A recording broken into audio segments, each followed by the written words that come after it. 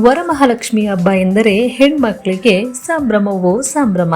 ಪೂಜೆ, ಅಲಂಕಾರ, ರಂಗೋಲಿ ಮಾತ್ರವಲ್ಲ, ಆ ದಿನ ಅಡುಗೆ ಮನೆಯಲ್ಲೂ ವಿಶೇಷತೆ ಇದ್ದೇ ಇರುತ್ತದೆ. ಅರಿಶಿನ ಕುಂಕುಮಕ್ಕಾಗಿ ಮನೆಗೆ ಬರುವವರಿಗೆ ವಿವಿಧ ಅಡುಗೆ ತಯಾರಿಸಿ ಅವರಿಗೆ ಬಡಿಸುವುದೇ ದೊಡ್ಡ ಸಂಭ್ರಮ. ಆದರೆ ಅದೆಲ್ಲಕ್ಕಿಂತ ಮೊದಲು ಲಕ್ಷ್ಮಿಗೆ ನೈವೇದ್ಯ ಇಡಬೇಕಾಗಿರುವುದು ಬಹಳ ಮುಖ್ಯ. ವರಮಹಾಲಕ್ಷ್ಮಿ ವ್ರತ ಮಾಡುವವರು ಲಕ್ಷ್ಮಿಗೆ ಯಾವ ತಿಂಡಿ ಬಹಳ ಇಷ್ಟ, ಹಬ್ಬಕ್ಕೆ ಏನೆಲ್ಲ ನೈವೇದ್ಯವನ್ನು ಮಾಡಬಹುದು ಎಂಬುದನ್ನು ತಿಳಿದುಕೊಳ್ಳಬೇಕು. ಅದಕ್ಕೂ ಮುಂಚೆ ನೀವಿನ್ನೂ ನಮ್ಮ ಚಾನಲ್ನ ಸಬ್ಸ್ಕ್ರೈಬ್ ಆಗಿಲ್ಲ ಅಂದರೆ ತಕ್ಷಣವೇ ಸಬ್ಸ್ಕ್ರೈಬ್ ಆಗಿ, ಹಾಗೆ ಪಕ್ಕದಲ್ಲಿರುವ ಬೆಲ್ ಐಕನನ್ನು ಪ್ರೆಸ್ ಮಾಡಿ. ಮೊದಲನೆಯದಾಗಿ ಸಜ್ಜಿಗೆ.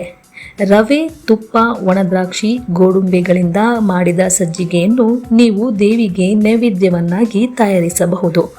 ಲಕ್ಷ್ಮೀ ದೇವಿಗೆ ಸಜ್ಜಿಗೆ ಎಂದರೆ ಬಹಳ ಇಷ್ಟ. ಇನ್ನು ಪಾಯಸ. ಲಕ್ಷ್ಮಿಗೆ ಪಾಯಸ ಎಂದರೆ ಬಹಳ ಇಷ್ಟ.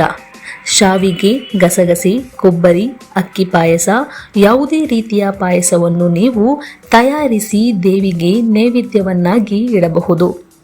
ಇನ್ನು ಕರ್ಜಿಕಾಯಿ. ಕೊಬ್ಬರಿ, ಸಕ್ಕರೆ ಮಿಶ್ರಣ ಹಾಗೂ ಮೈದಾ ಹಿಟ್ಟಿನಿಂದ ತಯಾರಿಸುವ ಈ ಸಿಹಿ ತಿಂಡಿ ವರಮಹಾಲಕ್ಷ್ಮಿ ಹಬ್ಬಕ್ಕೆ ತಯಾರಿಸಬಹುದು.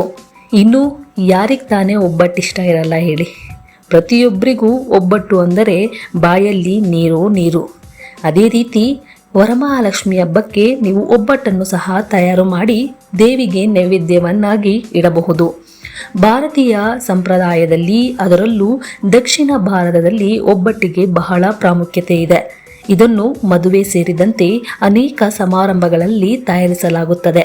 ನೀವು ಲಕ್ಷ್ಮಿಗೆ ನೈವೇದ್ಯವಾಗಿ ಇಡಲು ಕಾಯಿ ಒಬ್ಬಟ್ಟು ಅಥವಾ ಬೇಳೆ ಒಬ್ಬಟ್ಟು ತಯಾರಿಸಬಹುದು. ಇನ್ನು ಕೋಸಂಬರಿ.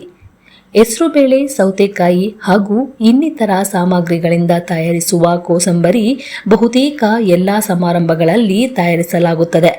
ಇವಿಷ್ಟೇ ಅಲ್ಲದೆ ಕಡಲೆಕಾಳಿನ ಉಸ್ಲಿ, ಬಾಳೆಹಣ್ಣಿನ ರಸಾಯನ, ಪುಳಿಯೋಗರೆ, ಚಕ್ಲಿ, ಬೆಲ್ಲದನ್ನವನ್ನು ಕೂಡ ನೈವೇದ್ಯವಾಗಿ ಇಡಬಹುದು. ಸಾಧ್ಯವಾದರೆ ಇವಿಷ್ಟು ನೈವೇದ್ಯಗಳಲ್ಲಿ ಯಾವುದಾದರೂ 5 ನೈವೇದ್ಯಕ್ಕಾಗಿ ತಯಾರಿಸಿ. ಒಂದು ವೇಳೆ ನಿಮಗೆ 5 ರೀತಿಯ ನೈವೇದ್ಯ ಮಾಡಲು ಆಗದಿದ್ದಲ್ಲಿ ಸಜ್ಜಿಗೆ ಅಥವಾ 1 ಲೋಟ ಹಾಲನ್ನಾದರೂ ಇಡಬಹುದು.